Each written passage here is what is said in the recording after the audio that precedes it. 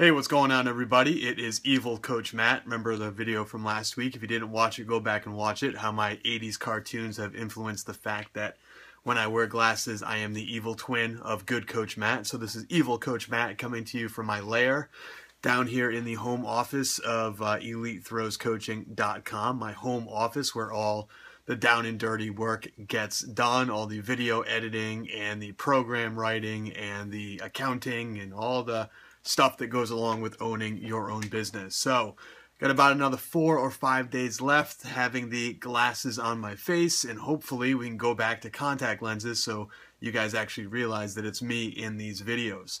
Well, we are moving on to week 5 of the online team training for our preseason. Now, this preseason training, as we spoke about, gets a little bit more specific as the weeks go on.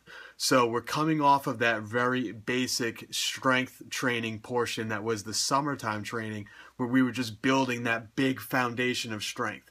Remember, in order to get to a nice tall peak, you need to have that big foundation. Pyramid can only be as tall as its base is wide. So we need that big wide base, that big wide foundation. That's what we did during the summer. Now we're slowly moving into more specific types of training, types of lifting and med ball work and sprinting and jumping that's going to be much more specific for what a thrower is going to need. So we are on week 5 this week. And what you're going to notice is that as we work in these 3-week blocks, as we work in these 3-week waves, we are going to be sort of following the pattern of, the first week we're kind of setting a milestone. Second week we're kind of improving upon that, and the third week we're almost breaking a record. So what I want you guys to take a look at is just the process of when the weeks go on. So this week is going to be a little bit more difficult than last week. Weight's going to be a little bit more heavier.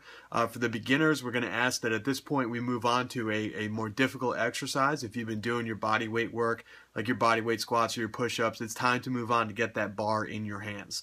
If you have been doing sort of the intermediate squat and bench press and deadlift, it might be time to step things up a little bit, go a little bit heavier, push yourself, challenge yourself. And if you're one of the advanced guys or girls, this is going to be essentially just another step up. We're working with heavier percentages of your 1 rep max, and we're going to be doing those heavier percentages for more prescribed repetitions. Okay. Also, with the accessory and the assistance movements, those movements we're going to, well, last week we added an extra. This week, again, we're going to put something in that's a little bit more difficult, a little bit trickier, something where you can kind of push yourself a little bit harder or use heavier weight. Again, we are really trying to push the fact that not only are we getting more specific, but we can't ignore strength. We need to get stronger as we get more specific to the training. I know that doesn't make sense when you hear me say it, but we can't just fully throw strength out the window and just say, all right, we did strength for 3 months. Now we have to get extremely specific. We have to get light. We have to get explosive. We have to get ballistic. We're not there yet. We're gradually getting there. So we're tapering down on strength. So if you see this, it's kind of like strength starts to go down. Not even that. Strength starts to go down just a little bit, and the specificity starts to go up just a little bit. So we're still improving. We're still working on building strength. We're still working on building that raw, that brute kind of 1 rep maximum type strength. But we're also going to be getting more specific as time goes on. Now, I know a lot of you have emailed in and said that essentially it's hard for you to get these workouts in because you're playing other sports, and I totally get that. Try to incorporate some of these exercises, try to incorporate some of these reps and set schemes into the current training. So if you're playing football right now, or if you're playing soccer right now and you guys go into the weight room and your coach just wants you to lift, print this out, bring it with you.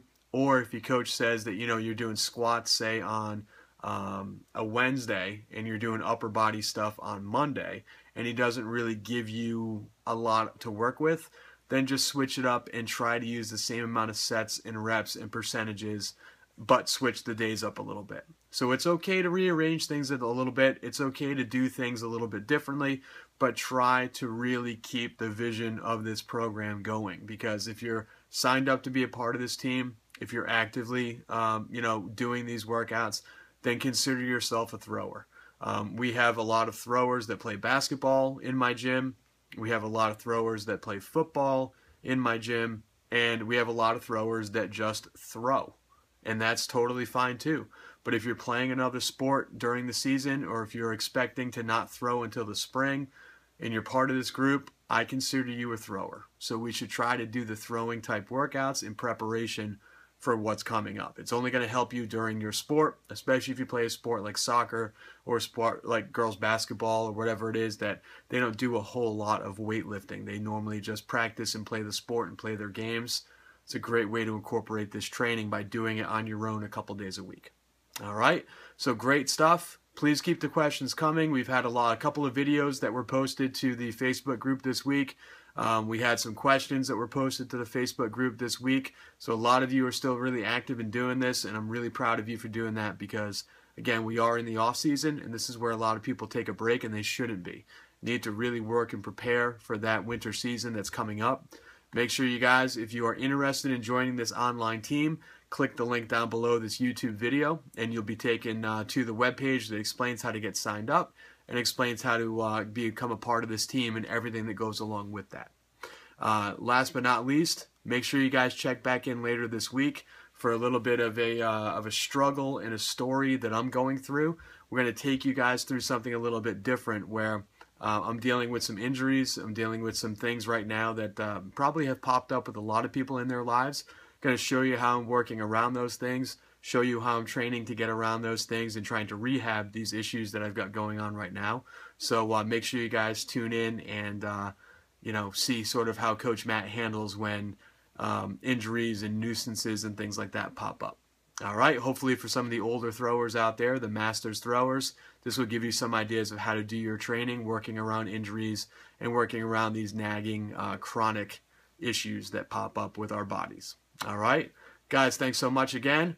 Please click the link down below to sign up to be a part of the online team, and I'll talk to you real soon.